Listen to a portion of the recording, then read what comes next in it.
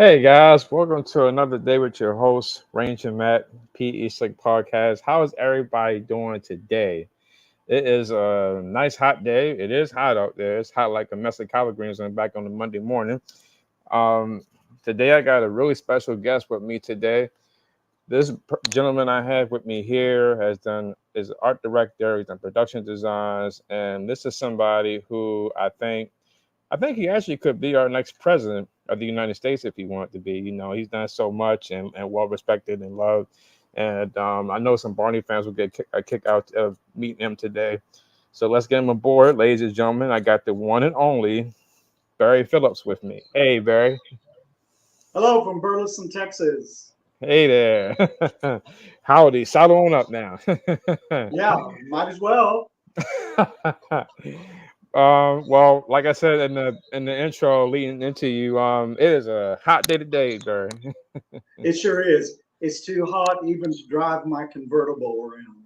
Mm. My 57 T-Bird is sitting in the garage waiting for a cooler day to drive it. Yeah, because this is a day where if you go out and do that, you got to stay hydrated or just go out briefly and then come on back home because it is very, That's very right. hot out See my fan right here? there. Yes, sir. And I love that. Did you make that? Oh, it's the back of a painting of mine. Whoa, where am I? Just that I had in a drawer and I thought I need a bounce light right here because the light I have from here is going to get swallowed up unless it bounces back. Right. Spoken like a true art director. Exactly. Well, Barry, I appreciate talking with you today. Of course. Well, before we get into your career, I just want to back up. When you was growing up, when did you know that getting into art, well, production in general was something you wanted to do? Well, it wasn't so much production design for film. I had an extensive career in Los Angeles after I left Texas, after I left college. I moved to Los Angeles and I started illustrating, and I did covers of Los Angeles Magazine, uh, Reader's Digest, uh, Dr. Pepper, Pepsi, and I just was an illustrator. But all during that time, I was already bitten by the bug of film. And Right. when you're in Los Angeles, the film world is everywhere. It's all around you. So my best advice was given to me by a woman named Polly Platt, who was Hmm. a production designer for Last Picture Show, Paper Moon, What's Up, Doc, A Star Is Born, and she was sort of my mentor. Right. And she said, Barry, the best thing you can do is get out of Los Angeles, go back to Texas, which is a right to work state, because Right. I was not able to join the union. And my first shot out of the box after I moved back was art directing for Oliver Stone. Wow. Yeah, Well, baptism by fire is what I called it. But me or my. Well, how did Oliver Stone how did that come for you when you worked on that assignment? well, I went in as just just another person to work on it. I had no film in my background to speak of, and they hired me based on my illustration portfolio. I had done portraits of Mel Brooks and Woody Allen. Everybody does a portrait of Marilyn Monroe at some time in their career. Mm. And I just showed them all my work, and they thought it had a very cinematic quality. And I got hired, and then I was made assistant art director. And then the art director left the show, and that left me my first shot out of the box. And it was a movie named Talk Radio with Alec Baldwin and Eric Bogosian. And I learned a lot about major movie making on that show. Wow. Well, I'm glad. I'm glad you know that was a starting point for you, and that they led into other things. 'Cause I know you did Sesame Street too, right? Nope, Oh, nope, sorry, you didn't nope, do Sesame nope. Street. And I need to add, I didn't do a Barney either. I was art Hmm. director on Wishbone. Okay. Okay, because you're credited in Barney's Sensational Day video that they did in like '95 or '96. So that's okay. Well, I worked for them for about 3 months when I was on a sabbatical break from Wishbone. Hmm. And I went over and worked for them, but the tenure of my career was with doing all 51 episodes of Wishbone. Okay, well we'll get into Wishbone, and I will say Wishbone was also a part of my childhood. You know, I think that's the reason why I love dogs more than Are you cats going to make today. me feel old right now? What you mean? But go ahead. That's all You're right. you're I'm used to it you're 30 years because old. What you talking about? I was only 5 when I started the show, so it's not Right, that much difference. Yeah. So, but let's right, not get into facts. right. I mean, but you look like you're 30 today. Like you can do probably 50 push-ups and not break a sweat. You know. I would break a sweat today for sure. It's 110 heat index here right now in beautiful Burleson, Texas. Right. Well, um, well, how did Wishbone come about for you when you got on that assignment? Well, someone that I had worked with on talk radio, the Oliver Stone movie, Mm. um, called me and said, "There's this project coming into town that it's a once in a lifetime kind of thing, but it has Emmys written all over it." Yeah, that's what I still remember him saying that. And he was the production designer that had already been hired. And he said there's two positions open for two art directors because the premise of Wishbone was adapting classic novels and literature to film, all to be told through the eyes of a dog named Wishbone, who was a Jack Russell Terrier. I can't imagine the reaction that the people that heard this pitch had about a dog telling classics in period and in contemporary terms. And so the stories were told both in the original period genre of how things happened in the old days, but then there was a parallel story that went along with it that younger readers could understand in contemporary terms.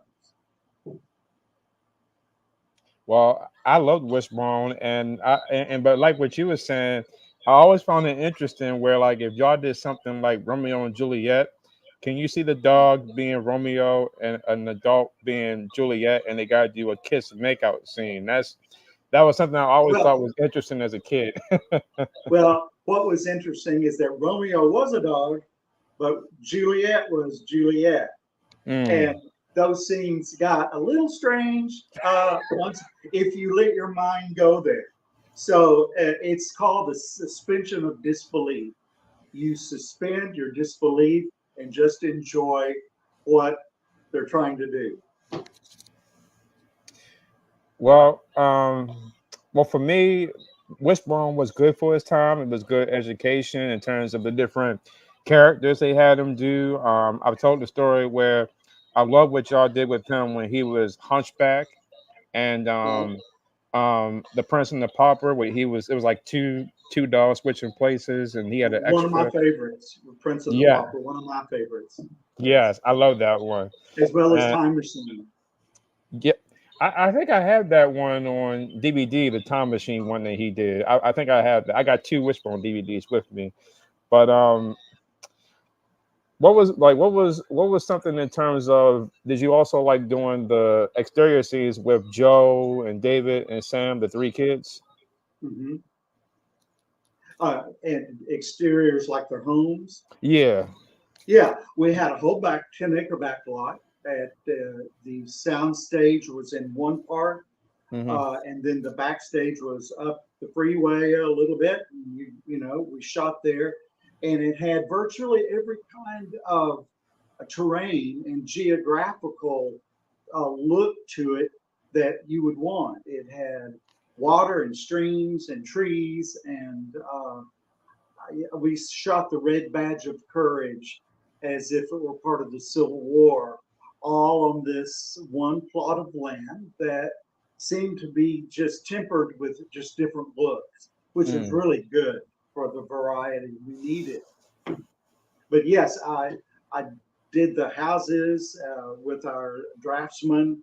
Yeah, he drew them up, and I colorized them and gave them the texture that you would think you would need to give something to feel. I have something here to show you if you would like to see it. Sure. And it's the haunted house from the Legend of Sleepy Hollow. So let me get that. Okay. And this is just what we worked from. Wow. Can you see that? Yes, sir. I love that. And see, there is just a feel not only for just the structure, but for the decoration of this haunted house Mm. with the curtains flying in and out of the window and so forth. And you do that just to move things along, to give everyone a chance to be on the same page when you go to put it up and give it character. Did you also interact with? I got a friend who I think knows you. He worked on Wishbone. His name was Fred Holmes. Oh, one of the best directors I've ever worked with. He was so good, and that he was so clear in what he wanted to see happen. Plus, he was very respectful of the art department and of what we had to accomplish, all in the same little spot that he was trying to get his work done. Yes, Right. Fred was one of the best. Yeah. I've interviewed him 2 times, and when I just did a Barney documentary. He was in that as well. I did a reunion. Very good friend of mine, and we always talk about Wishbone and the dogs, the shooting of it, and just it. It was just, I can't find the right word to describe it, but it was just something about that show for the right time and pace. It was the '90s, and it was just totally a good time without all the extra CGI work that probably would have been today that's going on. Yes, we used green screen or blue screen, depending on sort of right where you were doing and what era. Um, Wishbone hit a chord with people and families. It brought people together at the dinner table to talk, and young kids, young readers were able to grasp what was going on. And some of these major novels, like Faust or Pride and Prejudice, and they were able to discuss with their parents the things that young or old have in common in daily life. And each episode had an appeal, and it appealed at any level because that's the gift of good story writing, is that Right. it has a line of appeal no matter what the age or the intellect. And also for me, I think Wishbone was also great in terms of, I mean, of course, it was great for storytelling with different characters Wishbone played, but also it dove into some life lessons for the kids and Joe's mom and Ellen, their neighbor, who I don't think she really cared. The character I'm saying, I don't think really cared for Wishbone at times, but that actress who played Ellen, I thought was really great. Um, Ellen was the mother. The right. kooky neighbor was Wanda. Okay, that's what I'm thinking. Wanda. Yeah. Wanda. And but Wanda was a wonderful character, as kooky and out there on a limb as she was, because we all identified with that part of our extended ego that was wanting to live the life of Wanda. Right. And she had just crazy stuff in her house, crazy colors. She was wonderful to design and work for. Work with the character of her because I could do anything, and it was legit because it was Wanda. Right. And I remember one of the producers sent a new writer to me that came on the show to explain why we were doing with the characters what we were doing. And that gave a writer another look at that character from the view of the art director. And Right. I could say, this is in their house because she does this crazy stuff with this object, or, just things around her. And that way they could be working through the script really fast. And a character becomes part of their environment that way. Absolutely. One thing, the other story about Wishbone that I liked was when y'all did Robin Hood, because I Mhm. liked the story of Robin Hood, and I thought Right. that was great to the T. How y'all had Wishbone as Robin Hood and the actor playing Little John and Prince John. It's like Wishbone was always in these crazy situations Oh versus yeah. when crazy situations, and he always came out on top. It was always Oh cool with sure. that. Yeah. The writers were so good. They were very allegiant to the story, but they knew how to take incidents within that story and make them entertaining. Right. Now I don't know if you had a hand in this, because I haven't, other than you, I haven't interviewed nobody that worked on Wishbone yet. But I was going to ask, who came up with the idea and the title to call the Pizza Shack Pepper Pete's? Because for the longest time I could not pronounce it right. Oh, Pepper Pete's Pizza Parlor. Yeah. Try that 10 times. Well, uh, I would assume it would back up to the writers. And it's funny that you would mention Pepper Pete's because it was one of my favorite sets. I designed it. It was part of a 50s look. I used 50s car parts on the walls. There was a chrome 57 Chevy bumper that held all the ketchup and mustard and napkins and things and it was a shelf. It functioned as a shelf. Right. And I had the girls, that waitresses, walking around carrying pizzas uh, in an old 50s hubcap. Of course, we lined it and made it all nice and clean and everything. But you can only go so far. Mm, But just little touches like that gave an authenticity to Pepper Pete's uh, that I just loved. And I did the checkerboard floor. Did a big giant record turning on the wall with 50s music. It was, now that was part of my alter ego right there coming out right there. right. Because I have a 57 T-Bird that I mentioned earlier that I couldn't Hmm. drive today because it's so hot. And Right. also that turned out to be Wanda's car in the show. Wow. Yeah, the one of the producers asked me. I was looking for an old Nash Metropolitan from about 1953. The little toy-looking cars from the early 50s. If you don't know what it looks like, look it up. You will see why I picked it for Wanda. Couldn't find one. Could not find one that would run dependably and that was rentable. So one of the last 2 days before shooting, we had to have something. So the producer who knew I had this T-Bird said, "Can we use your T-Bird?" And I was like, "Oh, okay. It's not right for Wanda. To me, it was just a different feel than I wanted, but it worked. It was quirky enough to work." Yeah. I don't. Well, I gotta say, I don't remember what episode it was, but a memory of that set.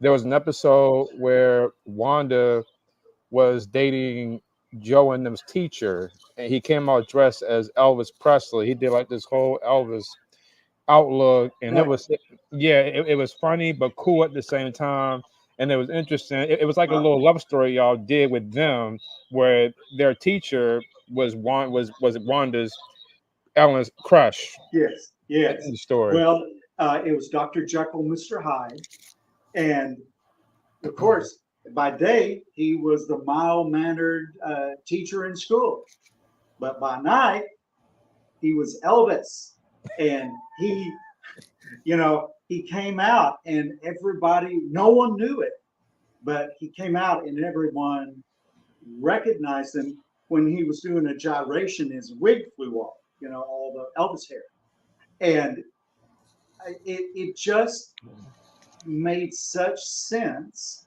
to have this commonality with the character that you see every day, because that's the way Dr. Jekyll, Mr. Hyde read. It was someone that was known to everyone but became something else at night or when he took the potion or so forth. I mean, it was just a perfect segue from one character to the other. Did you interact with? Well, I'm sure you did, because I know you say you talked with everybody. I was going to say that you remember the actor who did the voice of Wishbone. Oh, Larry Brantley. Oh, of course. I just saw him last week. Yeah, I saw him at a reunion, a Wishbone reunion we had last week. Uh, they taped some of us talking about our experience with Wishbone and how it had touched our lives and so forth.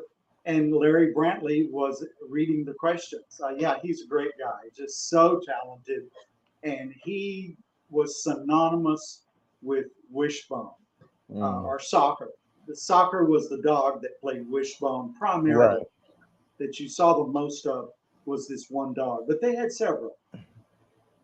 Yes, they did. I recently seen an episode where 'cause I know they've had Wishbone extras, but I recently saw an episode where Sam got sick with chicken pox, and there's a scene Yeah. where Wishbone is spinning around, and you can see his soccer starting to spin around, but you can also see in the end, if you look closely, it goes from soccer to the extra dog, and I was like, how they do that? I never noticed that as a Um, kid, but looking um, closely, I looked in like, oh, it starts from soccer spinning around, going in circles, yeah. crazy, and it's the other dog doing it. Well, just remember, it's all smoke and mirrors. So, you know, anything that makes it work.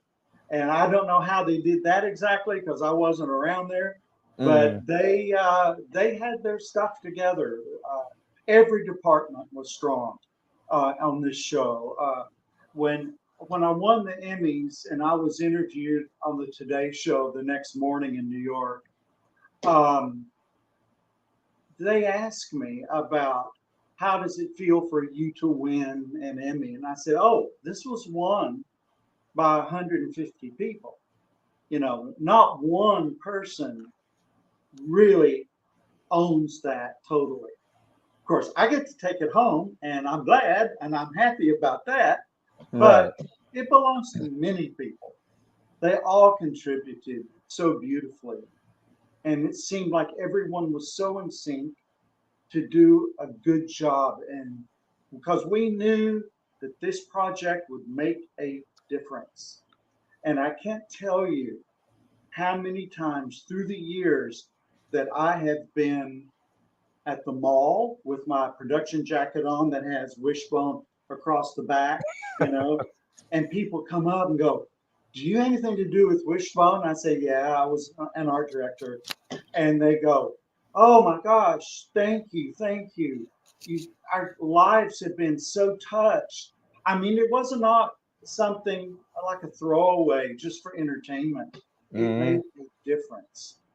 And someone walked up to me one day and said, uh, when I had the jacket on, because otherwise they wouldn't know that I had worked on Wishbone. And right. they walked up and said, "Our baby," and they were holding this little baby. They said, "Our baby's first word was Wishbone." Wow. Yes, yes. My I goodness, a baby saying know. Wishbone, that wow. Yeah, right. Wow. Well, I don't know if he was at the reunion with you guys, but one character from that show that I thought also stood out I'm not gonna say he was the villain, but he was kind of the bully, the guy who played Demont on the show.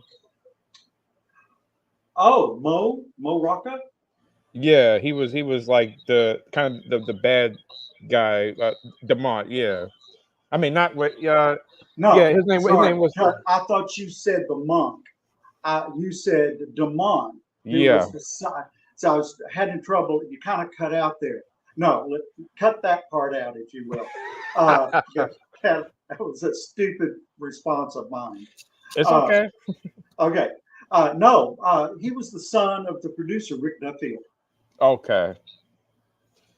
Yeah, he. I always thought Demont because I love Joe, Sam, and David, but I also thought Demont was a good add-on to be kind of like the bad kid who would always trying to Yeah, start up something with them, and then in the yeah, we all second had season, bullies. We all had bullies right. in our life. Yeah, And in the second season, they add him to the credits. He came like a regular character at that point, so he gave him yes, like a right. background. But Yes. that and y'all even gave Wishbone a girlfriend once. I remember there was an episode where it was a girl dog who visited the show, and Wishbone kind of highlighted all these stories that he did, and she ended up talking, giving him a wink at the end. I thought that was very cute. Oh, yeah. Well, you work it any way you can, to squeeze out as much story as you can. Yes. Yes. um, Looking back at Wishbone and everything that you and everybody else did that made Wishbone what it was there ever a conversation years later, or even maybe even today, to do like a reboot of the show? Well, we're venturing into territory that I'm not well versed in Oh, because of the ownership of the show, and I certainly would not want to say anything, that's sort of well out of place. But we would all love to see the show come back, I'm sure. But it's a different world today. And these years that the show has been off the air has only reinstated how much the show was loved. I've heard that there's a movie coming out. You hear different things, but then there's no evidence. So, time will tell. And I think anyone who had a part of the show looks back on it with a really good feeling of what they did, that we were proud of it. I've not always been totally proud of things I've uh, worked on because I didn't care, who saw it. But Wishbone's different. Wishbone is something that kind of will live with me from now on, I'm sure. And so I think for the show to come back, it would sort of have to be a miracle, but miracles are possible. And it would have to be all adjusted to the 21st century. yeah, and since the Sam, Joe, David, since they're all adults now, it would probably circle around their own children a little bit as Oh, well yeah. in terms of Mhm. if it came back. Sure, Jordan Wall, I have seen through the years. He played Joe, and he's just a wonderful father now, I think, of two boys, and or two children, rather. And he's just a successful young man now in real life, as they say. And I have seen Samantha and Christy Abbott, and she just is still this lovely, sweet young lady that lives on the West Coast, pursuing her career, I believe, in real estate. Hmm. And so you kind of look at them as your own kids. You think I was there when they were little and growing up. I still say I'm your one and only art director that you had personally. And so, yeah, it sort of follows the cycle of life this show has as far as its aftermath.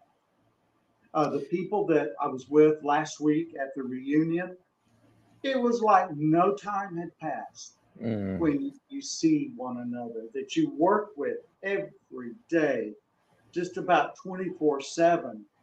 And you just start right back up and go, remember, blah, blah, blah. And oh, yeah, yeah, yeah, yeah. And it's, you know, I have not been to family reunions as good as this reunion was. This is the way family reunions should be. It's like overwhelming love and compassion and care about the people that you work with. Right. I've asked Fred this joke, and I want to ask you too, and anybody else Oh, from Wishbone who I interviewed. Since soccer was the star of Wishbone, was there ever interest to take him home and keep him as a pet? no. Well, he belonged to the trainer, as I understand, Jackie Captain. And, he was just one of her dogs. But, and understandably, we were not allowed, we were just not, we were asked not to pet him or speak to him because that would be over 100 people keeping him distracted. And he, like an actor, had to stay focused, sort of stay in the mindset of what he was there for. Right. And so we respectfully just left him alone. And he was just like another person on the set. But I did have my picture made with him at one time. And that was just one day where we got to interact with him. So we got to know him. But yeah, we didn't mess with him during the day. Yeah. Um. Well, not to get us emotional, but I was going to say, how long after the show ended did soccer pass? 'Cause I know at some point he did pass I away. don't know. I just happened to hear about it. I don't know. I know he was in California.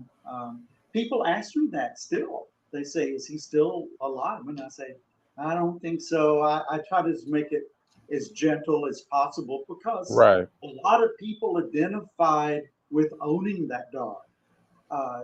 The ownership of Jack Russell's, I heard, spiked after Wishbone and Frazier, and they're a very problematic, perhaps, dog. They're full of energy. You got to be ready and equipped to handle that kind of energy. But he was a smart, sweet dog, as far as I know in my interaction with him. Yeah, I mean, if he, I think I was in middle school when I found out about that. But if I will say, if he was still with us today, I know in our hearts and minds, he would be an old dog probably. I don't see him doing all them jumps and flips if we did a reboot today. He would be really old, Yeah, I don't old think so. pup. He would be on Medicaid by now. Um, he was 5 or 7, I think, when he started the show. Started Hmm. it already. So yeah, he's an animal. He's a pet. I mean, Right. they only live so long, and it's done. Um. Where did life go for you next after Wishbone? Well, I was taking care at the end of which when I was taking care of my mother, Hmm. and she was quite a bit older when she had me. So therefore, she was already moving in to really old age at the end of Wishbone. And I took care of her till she passed away in 2002. Mm. And she was a big fan of Wishbone for sure. And different things turned up. I was asked to judge Miss America. I was Oh. head judge in 2004 of Miss America 2005.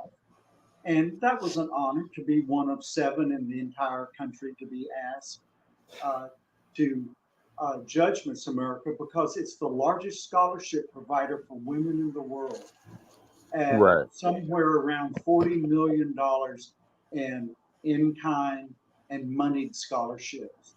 And they take it very seriously.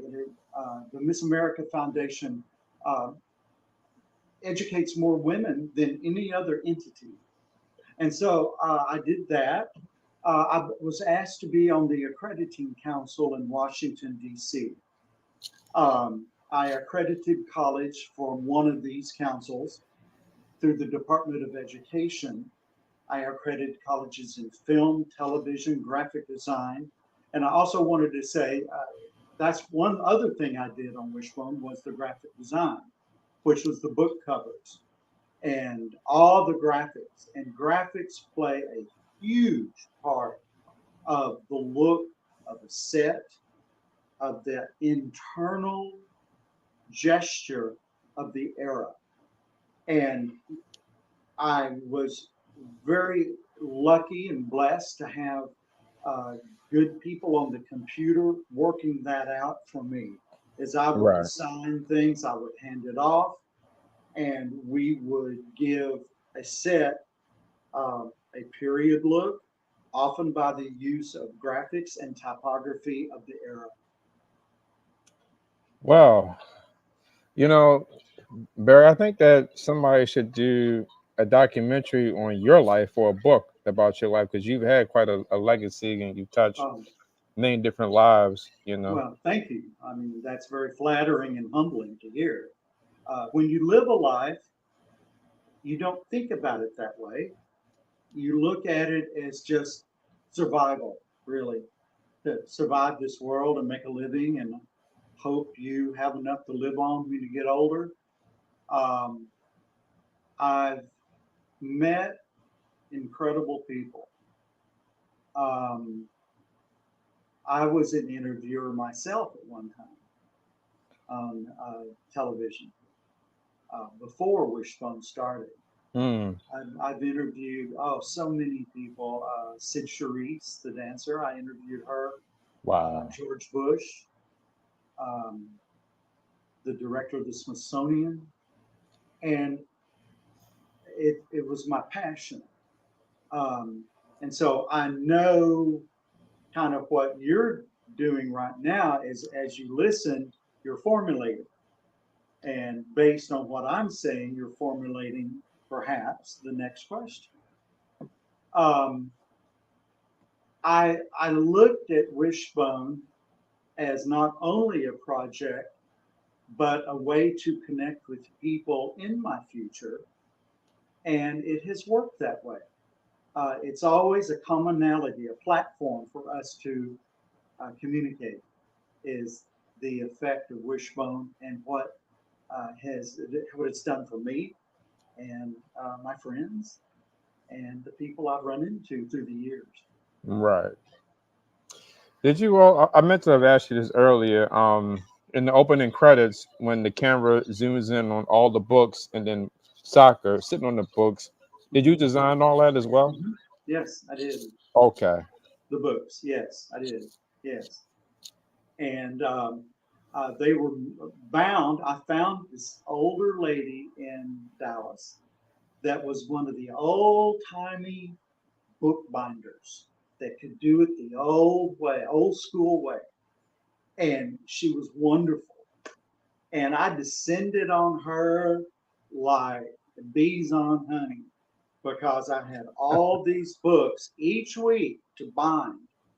And she gave me a color chart of all the swatches of what color and texture the book would have. Right. I took her a lot of older books, just various books, Reader's Digest, condensed books, and gave them to her and said, use these as the body of the book and put this design on this color. And I would show her the color each week. And I tell you, she was like clockwork, never late, always on time, old school ethics of working. And she was a godsend for sure. Awesome. Um, let's see what I mean. You just find people. You're as good as the people around you. So much of the time, I feel. And I had some very talented people around me. Hmm. I was lucky, you know. And of course, you have your problems with other people, as you do in any career. But for the most part, we got our work down to a sort of a pattern, and a formula, and Right. it worked. Well, speaking of Wishbone, let me see if I can turn this up here. Shake a leg now, Wishbone. Let's wag another tail. Stepping out adventure with Wishbone on the trail. Come on, Wishbone. What's the story in Wishbone? I love that shot, that flippy dude. Yeah, that's something. What's the story in Wishbone?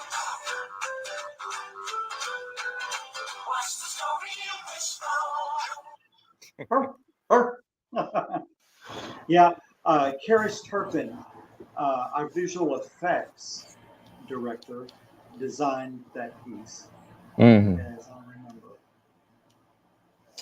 I was saying in the in the credits that episode when Wishbone did that flip thing he do. Yeah, I that like side that. I flip. like that. Yeah. Yeah, yeah. Could you do that? No, I No. couldn't either. Right. I couldn't do that, but for some reason, and this is just for me watching Wishbone. Whenever I would try to do something, I would always go, "Ooh, what the?" Oh, yeah. Right. It sort of helps the moment, doesn't it? Yeah. Little Right. sound effects. Yeah. Mm-mm-mm. What does those what do those Emmys stand out for you? Like what's the first thing that is part of your legacy with those Emmys behind you? Oh, many things. I have had a wish list, a bucket list, you might say, through my life. And one by one, I'm checking them off. And they're crazy, some of the things that were on it, but they were little quirky things I wanted to see happen in my life. And I believe that you need to decide first what you want because you will not recognize it when it floats by for the grabbing and the taking. And one of the things I had on my list as a zillion people, I wanted to win an Oscar or an Emmy.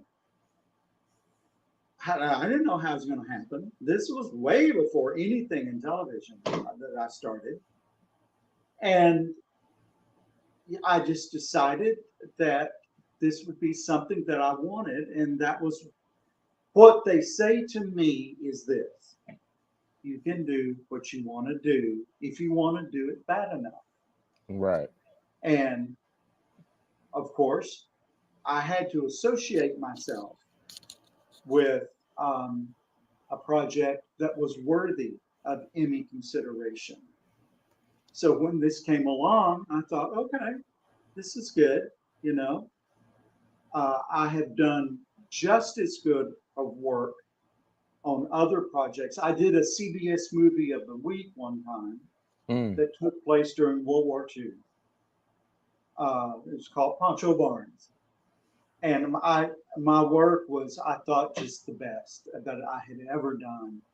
It was World War II. It was the design effect of Art Deco, and I just from everything I did, I was just so excited about and proud of.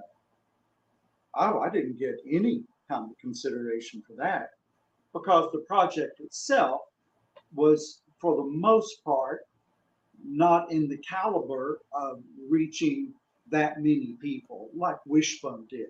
Right. And you got to have the audience before I would say things like that happen. I'm scared I'm going to say something wrong that somebody's going to catch me on, and I'll hear about Uh, it later. But oh well, they'll have to find me first. And Burleson's hard to find down here. Anyway, uh, I, um, the Emmys were for me sort of a hallmark of where I had reached in my life.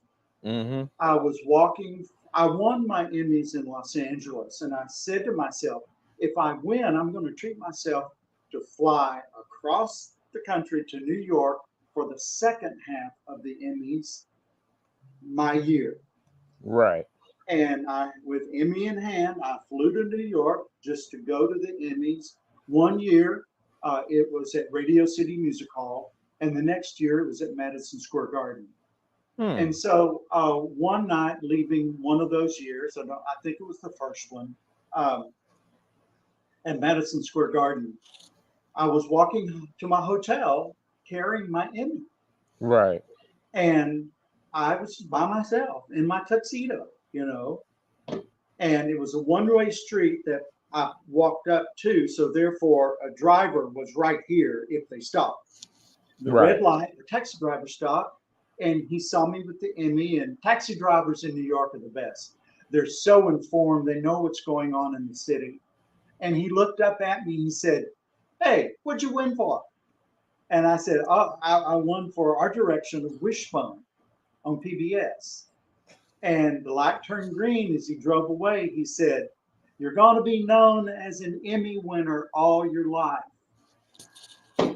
And it struck me, and I thought, oh, that's true. These things happen. And, how did I make it happen? Well, I didn't. It just kind of happened. But I made myself available that then things can happen. Right. And so through that, I think that's just a mindset that I always have tried to maintain. Don't figure out the ending. Figure out how to make yourself available to possibly provide an ending. And I was lucky.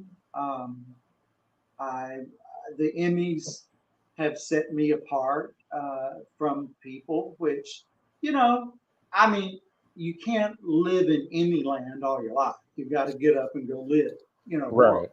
But I liken it to walking down your hallway of life, sort of. You get the Emmy, you carry it a little bit, then you set it on a shelf in that hallway, but you keep on walking. You can look back and see it, it's there, Right. but it's no longer that dominant part of who you are. And that's sort of the way I look at it. Yeah, and like I said earlier, I mean, you and you touched so many people's lives with your production design, your artwork, and have you ever thought about being like a teacher or making like a YouTube channel, giving advice to people of today? Well, I had been a teacher. I taught at TCU Mm. and SMU in Dallas. I taught at one time. But I've not done the YouTube thing. I don't know how. I could do it once, but I don't know how to generate a flow of information that could be weekly, unless I just did it. I just went out there and sink or swim. Right. Well, I don't know how many people are wanting to be production designers or art directors in their life. I guess they're there. But yeah, I I've got a mean, lot up here to think about, that has happened. right. Now, if you were to actually make a movie on your life, who would you hire to play Barry Phillips? Oh, what a question. Oh my gosh. Oh, you really stumped me here. And that's hard to do, by the way. Gotcha. Got me good. Let's think about it in a minute. Okay. Let it something sift into my head. Okay. I will say, I mean, even though they're older now, I will say Tom Cruise and Val Kilmer and probably Brad Pitt comes to mind instantly. Oh my Mm. gosh, they're just so awful. No, I mean, really? Are you serious? Oh Oh my yeah. gosh. Um, One that comes to mind is George Clooney, Oh, because George Clooney has a very artistic bend in his directing the films. His films that he's a great actor. He's good looking. We know that, but right. him as a designer, as a director, he's really, really good. Um, who was the actor that just won Best Supporting Actor this past year. I didn't really see the Emmys this year. I It's the don't Oscars, know not the Emmys. the The Oscars. Oscars. I didn't watch it. Yeah. I'm I'm Maybe kind of I'm kind of old school. I watch a lot of old movies, so some things I of do too. today I don't really I keep do up too. with. So Yeah, yeah. now Um, now if we went old school, I would say Humphrey Bogart. He could play you, but that's a couple of years back. So oh, I don't think he's mean enough. did you He's got to not get watch some grit, you know. now? Did Yeah. you not watch the Maltese Falcon? Now, come on. Oh, yes, I did. And the African Queen. Yes, I did. Yes, I did. And Casablanca. There's Humphrey Bogart right there. The Humphrey Bogart character. I'm a little more gregarious than he is. Hmm. I'm a, I don't know a stranger. I walk up to people and go, blah blah blah blah blah, and most people respond, well. Some go, ooh, you're, and I don't see Humphrey Bogart doing that. Hmm. I have to say real quick, I got a fan here named James who's watching. He says hello to you. Hello, James. Is it that James from the show? Oh no, this is a fan from my own podcast. His name is Oh, James Fields, and okay. he was saying hello to you. Hi, James. So what is Barry Phillips doing today in 2024 this year? What is he up to? Well, I am working on my 1894 Victorian house that I'm sitting in. It's like having a child that never grows up. It's always wanting something or needing something. I'm traveling some. Um, I am involved in some social groups that meet, and I used to be in a painting class once a week. I'm in a Bible study once a week. Um, I, I have a lot of friends. I will just as soon as I get away from here, I'm heading to a pool party uh, Oh, is out in that the right? country here. Yes. Oh no, I'm not gonna. Now, This sunshine, I'm gonna get to me. This heat. Um, I have went back toyed there. with the idea. Where'd you go? Oh, there you are. Mm. I have toyed with the idea of writing a book. I've yet to decide on the theme or the thrust of it. And once I do, then I will be more convinced to do that. I've been asked many times to write a book Yeah. and about many things that haven't even come up today that have happened to me. And, I'm thinking, I don't know. Yeah. It's It got to can. hit me right. Yes. Yeah, it gotta be Barry Phillips. The like Barry Phillips, art is my soul, or art was my soul, something like that. But put a title, but Oh, art, it will always be my soul. mm, It might be not the soul of what I'm doing this very minute, right. but it will always be my soul. That's always my first reaction, is my interpretation of a situation in the artistic sense. Um, you know, but I can still go to movies and enjoy it, you know, Right. and not be so critical that I can't enjoy them. I can still enjoy them unless it's a huge mistake, and then I'm moved. You know, Yeah. What kind of music do you listen to? oh, I there is no limit to the music I listen to. It's everything from uh,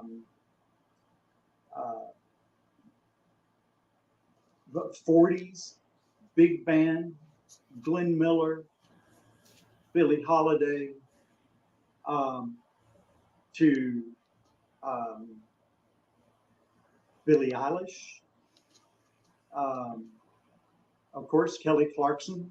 Mm, She's from my hometown right here, in Burleson. That she grew up here I love and Kelly. was living here when she won American Idol. Mm.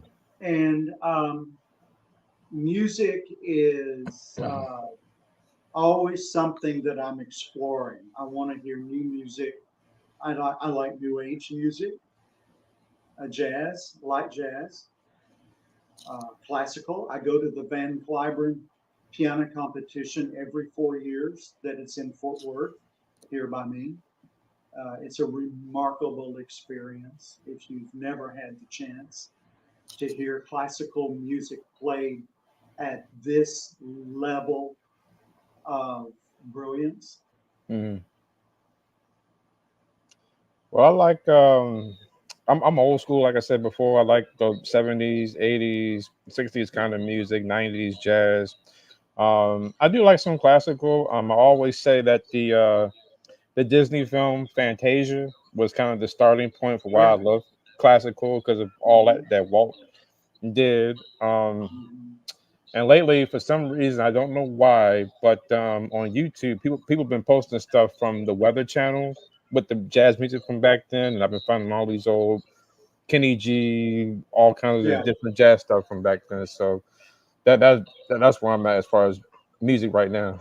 I have it set in my car everything from the Beatles, it's a button all of its own, to the Beach Boys, all of its Right. own, and everything in between. I mean, I I really have almost no limits there with music.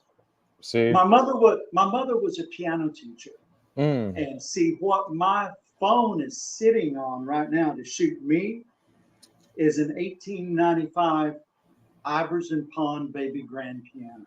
That's Wow. what you're sitting on, Mm. and where I'm looking at you right now. And piano has been a part of my life forever because of my mother, you know. Um. Well, well, I'm not leaving just yet. I'm just going to zoom in on you for a brief second. Is there a message you want to say to the fans of Wishbone?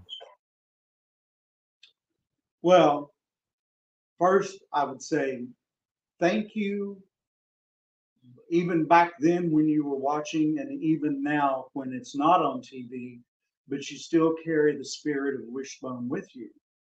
Thank you for always being there, for being supportive. As I understand, Wishbone was one of the biggest shows on PBS to receive so much fan mail. And of course, that comes from you guys. And so I want to say thank you for that. And um, the way you can say thank you back to Wishbone is just to keep reading and keep experiencing life through the written word. Um, Reintroduce yourself to the times of the past, the people, and the cultures of the past through classic novels and literature. And never underestimate the ability of a child to understand what's going on in some of these complex storylines. I think that's mainly what I would want to say, other than thank you. And I've enjoyed this a lot. Well, that was perfect. I loved it, and I have to second what you said in terms of I hope today's generation reads because for me, when I was in school, we had books and all that. And when I interviewed one of my high school teachers on my podcast a few years ago, he told me now that's changed. Kids are now on their phone and they read like maybe through their phone a little bit. That's how they do math. So I know all that has kind of changed a bit with our technology, but that's one thing that I missed and liked that y'all did with Wishbone. Y'all actually got in the books, adapted it, and made Wishbone portray every main character, and it all came out to life real well. Right, right. You know, I think for anything to be successful, when you're sending a message or trying to teach something, there's got to be some humor in it because humor is an identifying factor within the human person that's every day. We all relate to humor. And I think that was a big key to Wishbone's success. Right. Well, before I let you go, I know I played it earlier, but I was able to upload the actual physical video before I let you go. What's the story, Wishbone? What's this you're dreaming of? Such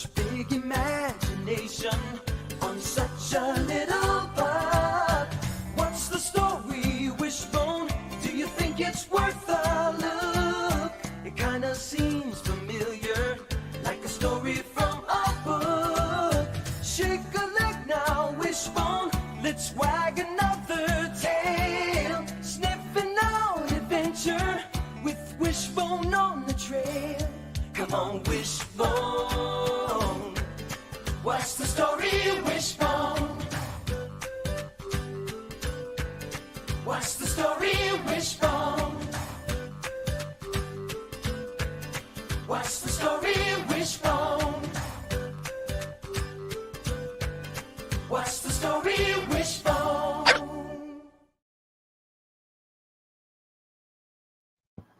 Yay! Yay. I remember it. I was like, I think I got that still on this laptop we're on, and I went to find it, and sure enough, I found it. So, now Right. when you go to your pool party today, you have to try to do that flip Wishbone did when you go in the pool. Just flip it.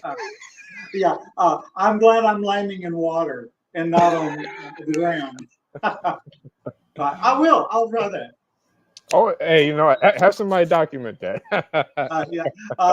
Well, we're going to wait on that one. Barry, I appreciate it today.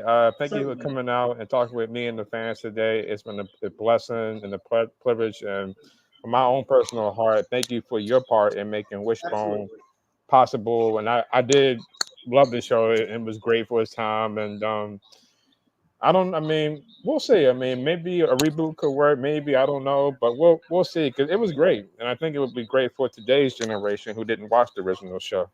I do too. It's just kids need some direction, Right. and it certainly did that. Absolutely. Well, don't sign out yet. I'm going to take you off and end the show, and we'll talk backstage for a second. Okay, we'll do. Well, guys, thanks for tuning in today. It's been a blessing. We've had Barry Phillips on from Wishbone. We'll see if you do that backflip. No, I'm just playing. No, I don't want him to do that. Thank you, guys. Thank you for tuning in. And it's been a blessing doing my podcast for the last 5 years. I should have said this to Barry. I hope he's listening. I think Barry was my 100th guest who I just had on. So, 5 years and many guesses. My 100th guest just got by today. So, thank you for tuning in these last 5 years and seasons, even during my hiatuses. Thank you. And I'll keep it posted on my next guest that I have on. Sign on the PE Slick podcast on YouTube, and also the movie Ranger Express for anything Barney related. And I'll keep you posted on anything else that's going on. So until next time, you guys stay blessed, stay cool because it's hot, and hey, enjoy your day. What's the story?